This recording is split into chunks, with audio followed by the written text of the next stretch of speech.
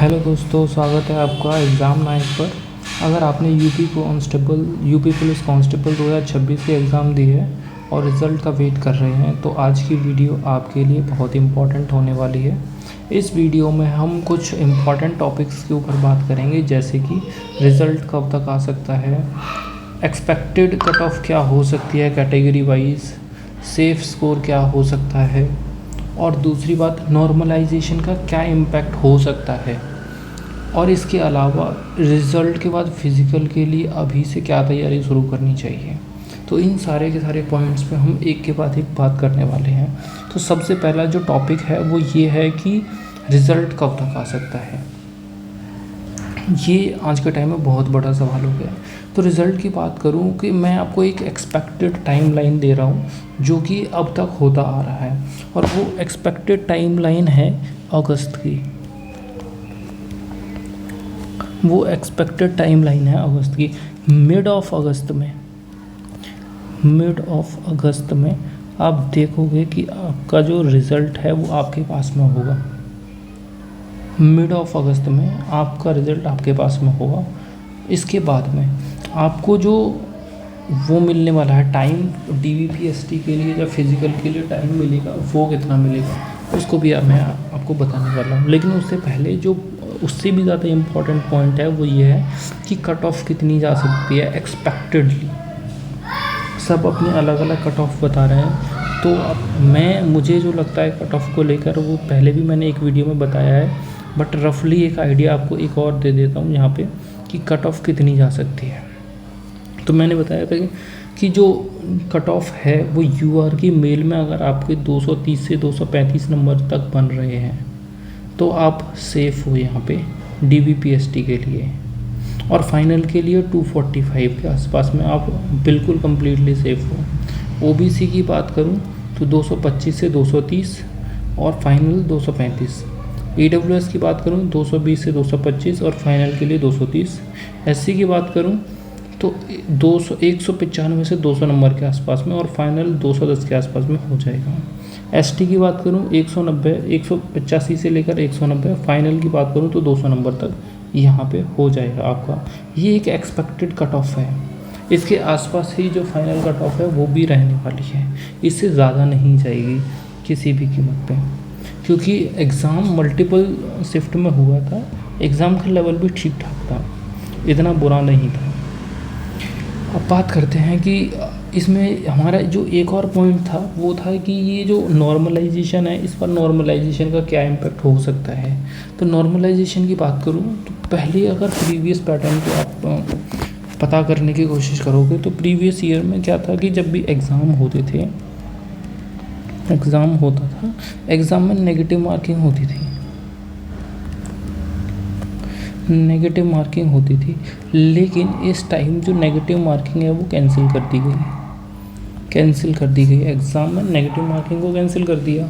अब इसका इम्पैक्ट क्या पड़ता है?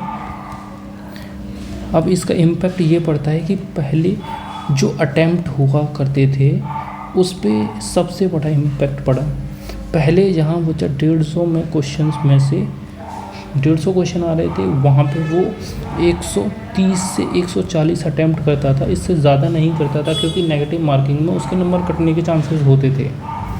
वहीं पर अगर आज के टाइम में अगर हम नेगेटिव मार्किंग को हटा देते हैं तो बच्चा वहीं से 150 में से 150 अटैम्प्ट करेगा, 150 में से 150 पूरे के पूरे अटैम्प्ट कर देगा बिना कुछ सेकंड थॉट लेके आए, और जिसमें से उसके 4 से 5 क्वेश्चन हमेशा सही हो जाएंगे। तो नेगेटिव मार्किंग किसी की वजह से क्या होगा, नेगेटिव मार्किंग तो कैंसिल कर दी। इस नेगेटिव मार्किंग को कैंसिल करने की वजह से हुआ क्या है कि जो कट ऑफ होगी आपकी, कट ऑफ पहले से जो थी वो ज़्यादा जाएगी इस बारी। क्योंकि पहले सबसे बड़ा रीज़न नेगेटिव मार्किंग नहीं है, दूसरा वैकेंसी कम है, इसका भी बड़ा रोल होने वाला है। लेकिन जो नॉर्मलाइजेशन होगा वो जो 8 तारीख से 10 जून के आसपास जो एग्ज़ाम हुआ है, इसमें 8 की जो पहली शिफ्ट होगी, 8 की जो फर्स्ट शिफ्ट है, इस 8 की फर्स्ट शिफ्ट को सबसे ज़्यादा फ़ायदा होने वाला है। ज़्यादा फ़ायदा होगा नॉर्मलाइजेशन का कंपेरेटिवली अदर शिफ्ट के। इस वाली शिफ्ट को सबसे ज़्यादा फ़ायदा होगा क्योंकि इनको पता ही नहीं था कि एग्ज़ाम में क्या आने वाला है क्या नहीं आने वाला, लेकिन जैसे जैसे एग्ज़ाम आगे बढ़ता रहा एग्ज़ाम का पैटर्न पता चलता गया कि एग्ज़ाम में ये चीज़ें पूछी जा रही हैं और ये चीज़ें नहीं पूछी जा रही हैं। तो ये सबसे ज़्यादा इम्पॉर्टेंट चीज़ है कि नॉर्मलाइजेशन में अब मार्क्स की बात करूँ तो मार्क्स जो होंगे 7 से 8 नंबर का नॉर्मलाइजेशन होगा मैक्सिमम।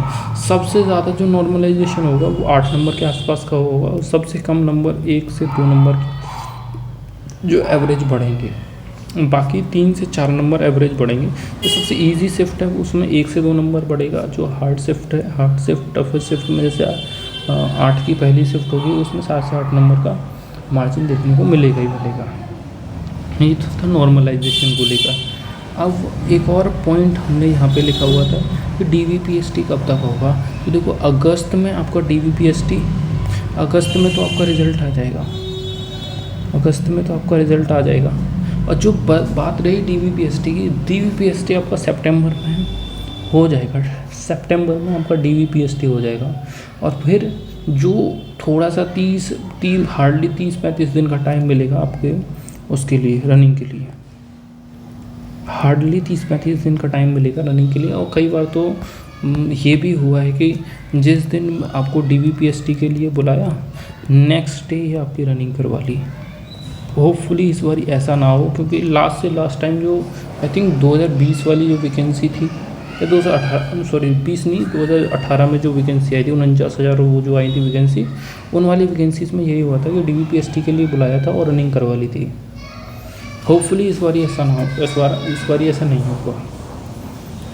तो ये वाली जो न्यूज़ है इस पर थोड़ा सा ध्यान दो। DVPST सितंबर तक हो जाएगा आपका। ये वीडियो यहीं तक है। अगर आपको कोई और न्यूज़ चाहिए या कोई और चीज़ें डिस्कस करनी है तो आप मुझे कमेंट सेक्शन में बोल सकते हो, लिख सकते हो। हाँ, अगर आप अपने मार्क्स कमेंट सेक्शन में कमेंट करते हो तो ये थोड़ा सा ज़्यादा बढ़िया रहेगा मेरे लिए। बाकी thank you so much video यहाँ तक देखने के लिए। Bye bye, take care.